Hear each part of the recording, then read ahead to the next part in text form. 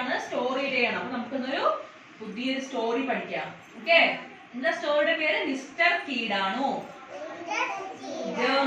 നമ്മൾ കളിച്ചു കഴിഞ്ഞാൽ കൈയൊക്കെ കഴുകാതെ വീട്ടിൽ കൊണ്ടുവന്ന് നമ്മുടെ കയ്യിലേക്ക് എന്താ ഉണ്ടാവുക? ചളി. ആ ചളിയിൽ കുറെ ജേംസ് ഉണ്ടാവും. അതിന്റെ മലയാളത്തിൽ പറയുന്ന പേരാണ് കീടാണു. എന്താ പറയണത്? അപ്പൊ ആ കീടാണിന്റെ ഒരു ചെറിയൊരു കുഞ്ഞു സ്റ്റോറിയാണ്. ആ സ്റ്റോറി കേട്ടോ നിങ്ങൾക്ക് ഇഷ്ടപ്പെടും. വായിക്കട്ടെ ടീച്ചറെ. ഒരു ദിവസം ചിക്കു കൂട്ടുകാരുടെ കൂടെ മൈതാനത്ത് പന്ത് കളിക്കുകയായിരുന്നു. അത് കണ്ട് കീടാണുവും അവിടേക്ക് വന്നു. അപ്പൊ അതാരായി? ബോയുടെ പേരെന്താണ്? ചിക്കു. അപ്പൊ ചിക്കു സ്കൂളൊക്കെ വിട്ട് വൈകിട്ട് എവിടെ കളിക്കാൻ പോയത്? ഗ്രൗണ്ടിൽ എന്ത് കളിക്കാൻ പോയി? പന്ത്. പന്ത് പറഞ്ഞ ബോള് അല്ലെ? അപ്പൊ ബോള് കളിക്കാൻ വേണ്ടി പോയി. ബോള് കളിക്കുമ്പോ കൂടെ ആര് പോയി? നമ്മുടെ കീടാണു. ഈ ജേംസും കൂടി ചിക്കു കളിക്കുന്നുണ്ട്. അപ്പൊ എന്തായാലും അവന്റെ മേത്ത് നമുക്ക് കൂടാം അല്ലെ?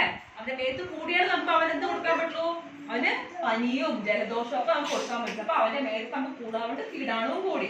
കളിയെല്ലാം കഴിഞ്ഞ് ചിക്കു പോകാൻ ഒരുങ്ങിയതും കീടാണു നേരെ ചെരുപ്പിലേക്ക് ഒറ്റ ചാട്ടം.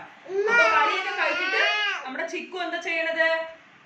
ചിക്കു വീട്ടിലേക്ക് പോകാൻ വേണ്ടി ചെരുപ്പ് ഇടുകയാണ്. ചെരുപ്പ് ഇട്ട ഉടനെ എന്ത് ചെയ്തു? കീടാണു വേഗം ചെരുപ്പിലേക്ക് ചാടി. അപ്പോഴേ വീട്ടിലേക്ക് പോകാൻ പറ്റുള്ളൂ. ഇതിലിരുന്ന് ഇവന്റെ വീട്ടിൽ കയറാം. കീടാനോട് സന്തോഷമായി. അപ്പൊ ഈ ചെരുപ്പിൽ കയറി നമുക്ക് എവിടെ പോവാം?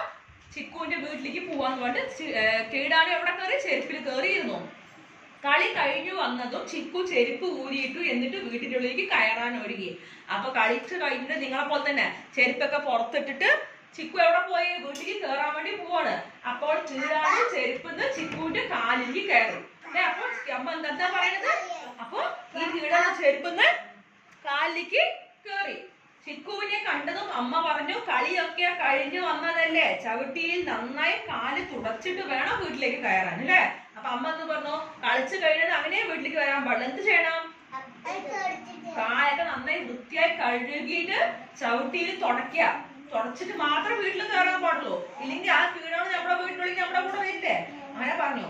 ചിക്കു എന്ത് ചെയ്തു? കാലൊക്കെ കഴുകിയിട്ട് ചവിട്ടിയിൽ നോക്കുക. ചവിട്ടിയില് കാല് തുടച്ചു. നല്ല വൃത്തിയായിട്ട് കാലേനെ തുടക്കി. നമ്മൾ ചവിട്ടിയില് കാണിക്കില്ലല്ലോ. കാല് നമ്മളെങ്ങനെ ചവിട്ടിയിൽ തുടക്കണത്? ഇങ്ങനെ തുടച്ചപ്പോ എന്ത് പറ്റി? കീടാണു ചാടി ഇറങ്ങി ഒറ്റയോട്ടം. അയ്യോ ഒറ്റ കീടാണു ഓടിപ്പോയി. എന്റെ കഥ കഴിയേനെ. കീടാണു ജീവനും കൊണ്ട് പറന്നു. അപ്പൊ കീടാണു ചവിട്ടിയിൽ തുടച്ചപ്പോ കീടാണു പിന്നെ വീട്ടിൽ കയറാൻ പറ്റുമോ? അസുഖങ്ങൾ കൊടുക്കാൻ പറ്റുമോ?